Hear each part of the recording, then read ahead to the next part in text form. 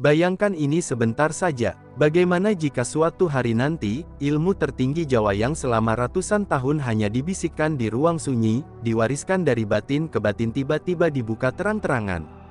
Tidak lagi lewat tirakat, tidak lagi lewat laku, tidak lagi lewat ujian hidup, tapi cukup klik, tonton, dan salin. Kedengarannya indah, bukan? Tapi justru disitulah bahayanya dimulai. Karena sejak dulu, leluhur Jawa sudah sepakat pada satu hal yang tidak pernah mereka tulis di kitab manapun. Ilmu paling tinggi tidak boleh jatuh ke tangan yang salah. Dan tangan yang salah itu, seringkali bukan orang jahat, melainkan orang yang belum siap. Di zaman sekarang, semua ingin serba cepat. Spiritualitas pun dituntut instan. Orang ingin tinggi tanpa mau rendah. Ingin paham tanpa mau tunduk.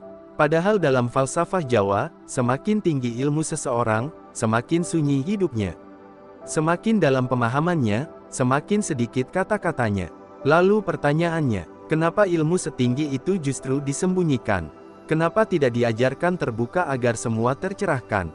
Apa yang sebenarnya ditakuti para leluhur? Banyak yang mengira jawabannya mistis. Banyak yang menuduh ini sekadar mitos. Sebagian lagi menganggapnya permainan elit spiritual. Tapi jika kamu mendengar penjelasan ini sampai akhir, satu hal akan kamu sadari. Ilmu tertinggi Jawa tidak disembunyikan karena ia gelap, melainkan karena cahayanya terlalu terang bagi mata yang belum siap. Bayangkan memberi api pada anak kecil. Api itu bukan jahat, tapi tangan yang belum matang akan menjadikannya petaka. Begitu pula ilmu. Di balik istilah-istilah seperti eling lan waspada, sangkan paraning dumadi, hingga manunggaling kawula lan Gusti, tersimpan beban tanggung jawab batin yang luar biasa besar. Dan jika beban itu dipanggul oleh jiwa yang masih penuh ego, hasilnya bukan pencerahan melainkan kekacauan. Inilah sebabnya, para guru Jawa lama lebih memilih diam daripada salah mengajar. Lebih memilih dianggap pelit ilmu daripada melihat muridnya tersesat oleh ilmunya sendiri. Dan di video ini atau pembahasan ini kita akan membuka satu persatu. Apa yang akan benar-benar terjadi jika ilmu tertinggi Jawa dibuka terang-terangan? Mengapa orang yang terlihat pintar, justru sering paling berbahaya jika memegang ilmu ini? Dan alasan terakhir yang jika kamu pahami, kamu tidak akan lagi bertanya, kenapa ilmu ini dirahasiakan? Karena setelah itu, kamu akan sadar satu hal yang mengejutkan. Bukan ilmunya yang tertutup, tetapi manusianya yang belum siap membukanya. Dan jika kamu masih di sini sampai titik ini, mungkin, bukan kebetulan kamu mendengarnya sekarang. Satu ilmu akan turun derajat menjadi sekadar teknik. Ilmu tertinggi Jawa bukan kumpulan jurus atau ritual, tapi laku batin. Jika dibuka terang-terangan, ia akan direduksi menjadi tutorial, bukan perjalanan jiwa. Yang tersisa hanya bentuk luarnya tanpa ruh, tanpa adab, tanpa makna. Dua orang yang belum siap akan memaksakan diri. Ilmu ini menuntut kesiapan batin, mental, dan akhlak. Jika diumbar, banyak orang akan belajar karena penasaran, bukan karena panggilan. Akibatnya, kegelisahan batin, kebingungan hidup, bahkan kesombongan spiritual. Tiga ilmu akan disalahgunakan untuk kepentingan dunia. Dalam tradisi Jawa, ilmu tinggi artinya tanggung jawab besar. Jika terbuka, ia berpotensi dipakai untuk ambisi kekuasaan, manipulasi orang lain, pembenaran ego, bukan lagi untuk ngawula mengabdi, tapi untuk menguasai. 4. Hilangnya adab antara guru dan murid. Ilmu tertinggi Jawa tidak diwariskan lewat buku, tapi keteladanan hidup. Jika dibuka bebas, murid tak lagi hormat, guru tak lagi diseleksi, sanad batin terputus, ilmu mungkin tersebar, tapi hikmah menghilang. 5. Kekacauan makna spiritual di masyarakat. Ilmu tertinggi Jawa syarat simbol, sindiran, dan bahasa rasa. Jika dibuka tanpa bimbingan, simbol dianggap harfiah, filosofi dianggap klinik, spiritualitas dicampur aduk tanpa arah. Akhirnya, yang muncul bukan pencerahan, tapi kebingungan massal. 6. Ilmu akan menjadi komoditas, bukan amanah. Saat sesuatu dibuka bebas, ia akan dijual, diviralkan, dikemas sensasional. Ilmu yang seharusnya membumi dan membeningkan jiwa berubah menjadi konten dan cuan. 7. Hubungan manusia dengan Gusti menjadi dangkal. Ilmu tertinggi Jawa sejatinya menuntun pada eling lan waspada, manunggaling kawula lan Gusti. Jika diajarkan terbuka tanpa laku, Orang sibuk pada merasa sakti, lupa pada merendahkan diri, jauh dari hakikat pasrah. 8 alasan terakhir kunci semuanya.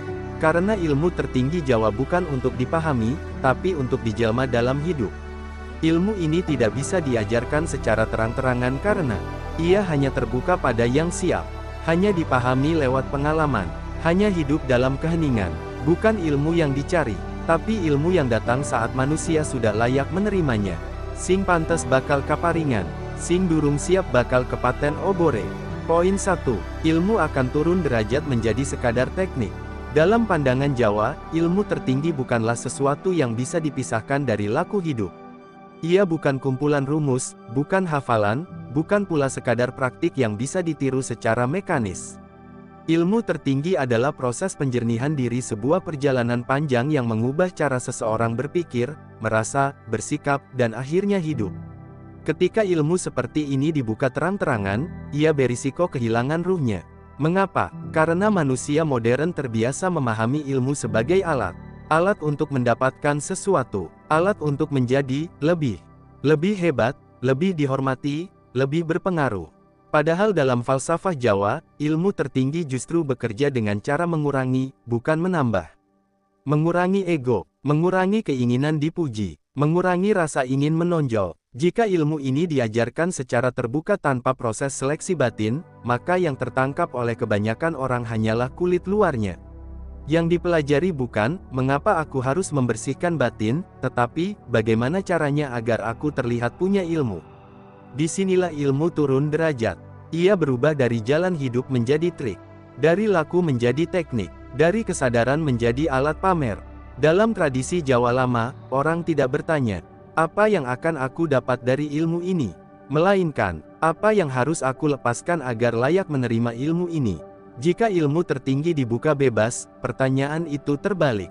Orang akan bertanya, apa manfaat praktisnya? Bisa dipakai buat apa? Hasilnya apa? Akibatnya, ilmu yang seharusnya membentuk kedewasaan jiwa justru diperas agar menghasilkan keuntungan duniawi. Ilmu menjadi sesuatu yang bisa dipakai, bukan sesuatu yang mengubah pemakainya. Padahal leluhur Jawa sangat memahami satu hal penting. Ilmu yang tidak mengubah akhlak, hanyalah kecerdikan. Lebih berbahaya lagi, ketika ilmu tinggi dipersempit menjadi teknik, ia akan melahirkan ilusi penguasaan. Orang merasa sudah tahu, padahal belum menjadi. Sudah paham istilah, tapi belum mengalami makna. Sudah hafal konsep, tapi belum merasakan kedalaman. Inilah yang oleh orang Jawa disebut sebagai kauruh garing, ilmu yang kering, tidak menghidupkan batin. Jika kondisi ini meluas, maka yang terjadi bukan pencerahan kolektif, melainkan banjir pengetahuan tanpa kebijaksanaan. Banyak orang bicara soal kesadaran, tapi mudah marah. Banyak yang mengutip falsafah Jawa, tapi hidupnya penuh konflik. Banyak yang merasa tinggi, tapi rapuh saat diuji. Bukan karena ilmunya salah, melainkan karena ilmu itu diperlakukan seperti barang, bukan amanah. Itulah sebabnya, leluhur Jawa tidak pernah memisahkan ilmu dari laku. Mereka sadar, jika ilmu diajarkan tanpa proses pembentukan jiwa, maka ia akan jatuh derajat, kehilangan daya membimbing, dan bahkan bisa menjadi racun bagi pemiliknya. Poin 2. Orang yang belum siap akan memaksakan diri. Inilah bahaya yang sering tidak disadari. Tidak semua orang yang tertarik pada ilmu tinggi adalah orang yang siap menerimanya. Dalam tradisi Jawa, kesiapan bukan diukur dari kecerdasan, usia, atau gelar. Kesiapan diukur dari ketahanan batin, kerendahan hati, dan kemampuan menanggung konsekuensi.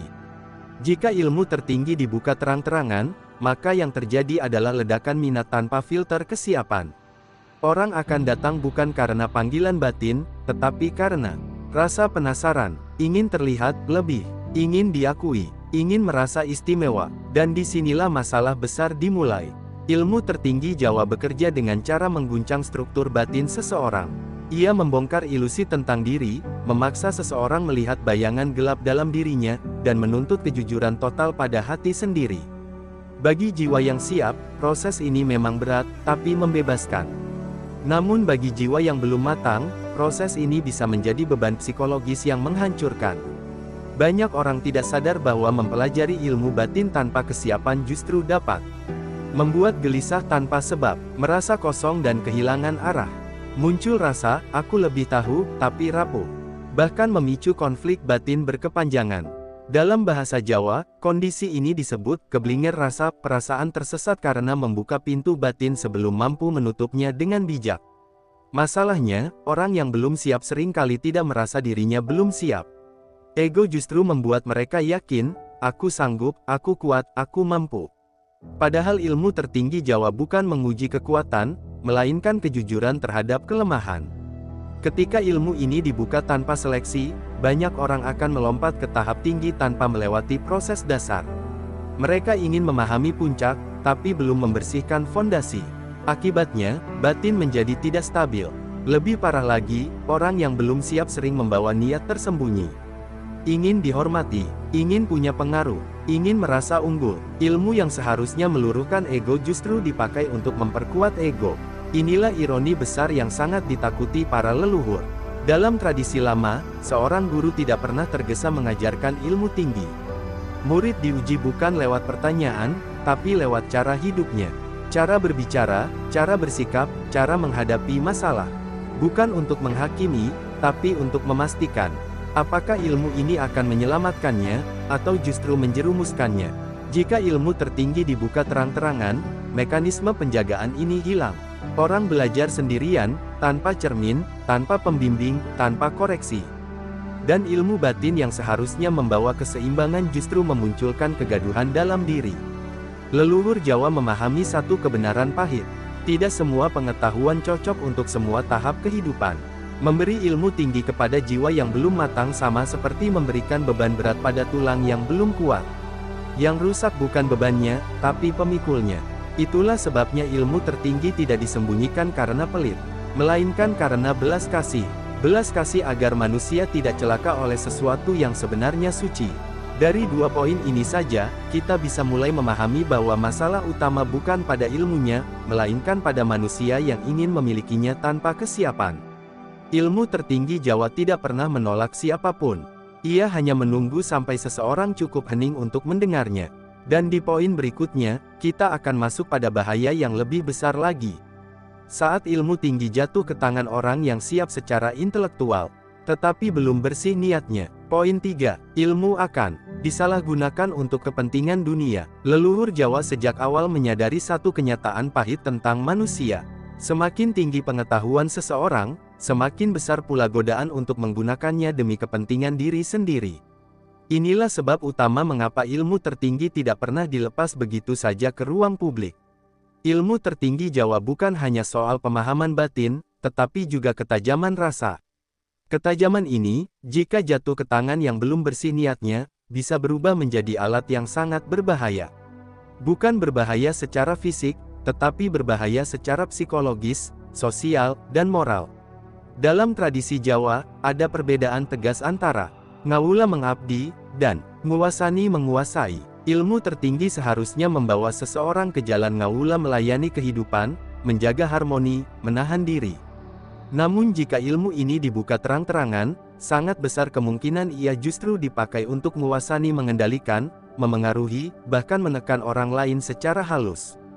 Penyalahgunaan ini tidak selalu tampak kasar, justru sering tampil rapi, halus, dan tampak bijak di permukaan. Contohnya, ilmu dipakai untuk membangun citra spiritual. Wawasan batin dijadikan alat legitimasi diri. Bahasa kebijaksanaan dipakai untuk membungkam kritik. Kedalaman simbol digunakan untuk memanipulasi rasa orang lain. Semua ini terjadi bukan karena ilmunya jahat, tetapi karena niat manusianya belum jernih. Leluhur Jawa memahami bahwa ilmu tinggi memiliki efek pengaruh. Bukan pengaruh mistik semata, melainkan pengaruh psikologis dan emosional. Kata-kata orang yang dianggap berilmu lebih dipercaya. Sikapnya lebih diikuti. Pendapatnya lebih jarang dipertanyakan. Jika orang seperti ini belum menaklukkan egonya, maka ilmu berubah menjadi alat pembenaran. Apapun yang ia lakukan terasa benar di matanya sendiri. Kritik dianggap gangguan, nasihat dianggap serangan. Inilah yang oleh orang Jawa lama disebut sebagai kesandung kauruh jatuh bukan karena bodoh, tetapi karena merasa terlalu tahu. Jika ilmu tertinggi dibuka terang-terangan, potensi penyalahgunaan ini akan meluas. Ilmu akan dicampur dengan ambisi, dijadikan modal pengaruh, Dipakai untuk kepentingan sosial, ekonomi, bahkan kekuasaan. Padahal dalam nilai Jawa, semakin tinggi ilmu seseorang, seharusnya semakin kecil keinginannya untuk tampil. Leluhur sangat takut pada satu kondisi ini. Orang berilmu tinggi, tapi kehilangan rasa malu. Karena ketika rasa malu lenyap, ilmu tidak lagi menuntun, ia justru membenarkan segala keinginan. Dan ketika itu terjadi secara massal, yang rusak bukan hanya individu, tetapi tatanan sosial dan spiritual masyarakat. Itulah sebabnya ilmu tertinggi tidak pernah diumbar.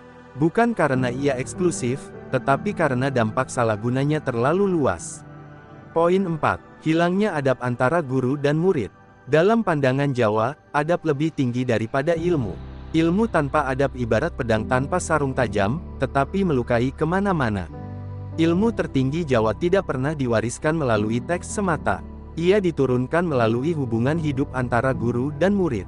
Hubungan ini bukan hierarki kekuasaan, melainkan ikatan tanggung jawab batin. Guru bukan sekadar pengajar, ia adalah cermin, penjaga batas, pengingat saat murid melenceng. Jika ilmu tertinggi dibuka terang-terangan, hubungan ini akan runtuh. Mengapa? Karena orang akan merasa bisa belajar sendiri tanpa bimbingan. Merasa cukup membaca, menonton, atau mendengar. Merasa sudah paham tanpa pernah diuji dalam kehidupan nyata. Disinilah adab mulai hilang. Murid tidak lagi belajar untuk merendah, tetapi untuk merasa setara, bahkan lebih tinggi. Guru tidak lagi dihormati sebagai penjaga laku, melainkan dinilai seperti penyedia informasi. Dalam tradisi Jawa lama, seorang murid tidak diukur dari seberapa banyak ia tahu, tetapi dari cara ia bersikap, cara ia berbicara, cara ia menahan diri, cara ia menerima koreksi. Jika adab ini hilang, ilmu akan berkembang liar tanpa arah. Lebih berbahaya lagi, ketika ilmu tinggi tersebar tanpa sanad batin, siapapun bisa mengaku guru. Tanpa proses pengujian, tanpa tanggung jawab moral, tanpa beban konsekuensi atas murid-muridnya. Ilmu pun berubah menjadi ajaran instan, petuah tanpa teladan, kebijaksanaan tanpa kedewasaan. Leluhur Jawa sangat takut pada kondisi ini, karena mereka tahu kerusakan adab selalu mendahului kerusakan ilmu. Saat adab runtuh, murid tidak lagi mau dibimbing. Saat adab hilang, nasihat dianggap hinaan. Saat adab mati, ilmu tidak lagi menundukkan ego, justru memperbesarnya. Itulah sebabnya ilmu tertinggi Jawa dijaga dalam lingkaran kecil, sunyi, dan perlahan. Bukan untuk membatasi akses, tetapi untuk memastikan nilai hidupnya tetap utuh. Karena bagi orang Jawa, ilmu bukan milik pribadi. Ia adalah titipan kehidupan, dan titipan tidak boleh diserahkan kepada tangan yang belum siap menjaganya. Dari poin 3 dan 4 ini, satu benang merah semakin jelas. Bahaya terbesar bukan terletak pada ilmu itu sendiri, melainkan pada rusaknya niat dan adab manusia yang memegangnya. Dari seluruh pembahasan ini, satu hal menjadi semakin terang. Ilmu tertinggi Jawa tidak pernah disembunyikan karena ia gelap, berbahaya, atau terlarang. Ia disembunyikan karena terlalu terang untuk jiwa yang belum siap menatapnya. Leluhur Jawa bukan takut ilmunya diketahui. Mereka takut manusia celaka oleh ilmunya sendiri. Ketika ilmu diturunkan menjadi sekadar teknik, ia kehilangan ruh. Ketika dipelajari oleh jiwa yang belum matang, ia menjadi beban.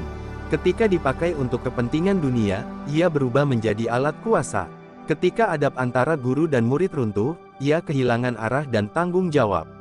Semua itu bukan kesalahan ilmunya, melainkan kesalahan cara manusia memperlakukannya.